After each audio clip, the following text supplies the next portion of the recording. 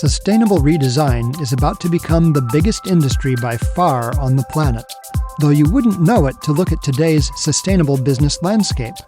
Up until now, it's been mainly a hodgepodge of hobbyists and niche companies, each with their own goals, working small project by project, and each doing their own thing.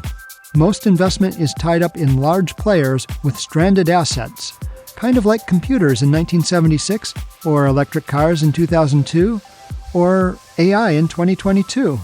But as the previous episodes have suggested, if we want a prosperous future, we need to redesign entire cities for much better land use. According to the United Nations, the world's urban population is growing by 200,000 people a day, every day, from now until 2050. In other words, there's a huge market for cities. Meeting this need sustainably enough to have a future on this planet cannot be done piecemeal. To be truly sustainable, housing, transportation, energy, and food systems need to be designed together to work together. When we do that, as I showed in the previous episode, the quality of life goes way up, the amenities get a lot better, the costs drop dramatically, and land use goes way down without feeling crowded. Once cities begin to rebuild for true sustainability, they'll be much better places to live than any city in the world today. That will create enormous market pressure to upgrade existing cities, which expands the market by another 400,000 customers per day. That's a total of 600,000 new customers a day, every day, for the next 30 years. Providing sustainable housing, transportation, food, and energy for them involves at least $80,000 of investment per resident. That's $48 billion per day, or $2 billion per hour, every hour, from now through 2050. Just to put that into context, unless you've been living unplugged in the jungle for the past 6 months, you know that artificial intelligence is smoking hot right now. Fortune Business Insights forecasts the whole AI industry to be worth about $2 trillion by 2030. But by then, the demand for well-designed, abundantly sustainable cities will have reached $123 trillion. Are you getting this? We're talking about an opportunity 60 times bigger than AI.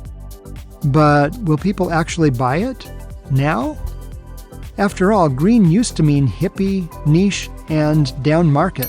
But it turns out that homes in green neighborhoods sell at a premium. I learned this when I bought a house at the height of the housing bubble in 2007 and sold it at the bottom of the crash in 2010. No, don't pity me, I made a profit. How?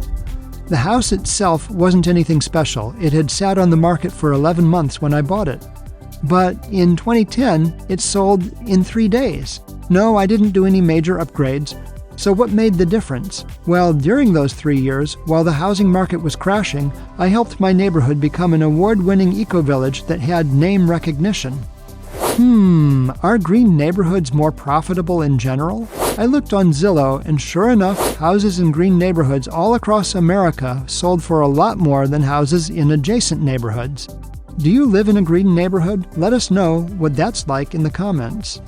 Anyway, the demand is real, and it's an economic opportunity way bigger than even AI, but it won't happen by itself. Cities must plan for it. Vienna, Austria didn't become the world's most livable city by accident. It thoughtfully funded high-amenity social housing and built one of the best public transportation systems anywhere. Singapore didn't rise from abject poverty to wealth by accident. It too got there with long-range planning and strong public investment. Cities that want to compete for global talent need to know what Singapore, Vienna, and other breakthrough cities have done with housing. You can read about that in my book, Housing in 4 Cities, linked in the program notes. But cities also need to look at emerging global trends, such as the mass extinction and climate migrations, and make sure that anything they do is future-proof. Since cities have not yet even begun to take these design tasks seriously, I'll provide a checklist for that in the next video. Be sure to subscribe and click that bell icon so you don't miss it.